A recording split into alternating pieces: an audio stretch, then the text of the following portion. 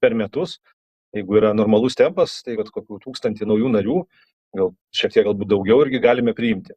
Mes turime dabar rengimo programas pasidarę, turime ir skyrių vadų rengimo kursus, būrių vadų, kuopų vadų, štabo darbo kursus, specialistų įvairiausius kursus, turime galimybės plačiau šaulius įveiklinti, tai yra ne tik tai kulkosvadininkai ir automatininkai, pistoletininkai, nes turbūt daug kas asocijuoja Šaulių sąjungą, kad tai yra šaulys, tai čia turėtų būti nuo šautuvo, tai buvo 1919 metais, kai ideologas Putvinskis kūrė su kitais garbiais žmonėmis, profesoriais, mokslininkais Šaulių sąjungą, kad kiekvienas Lietuvos žmogus mokėtų naudotis ginklu, tai mes dabar turime ir kibernetinės organizacijas, informacinių pajėgų organizacijas, tai, kurios yra labai rimtos, labai stiprus pajėgumai, kur padedame ir valstybinėm įvairiom institucijom, kariuomeniai, spec pajėgom, žodžiu, policijai, pasieniečiams ir visiems kitiem.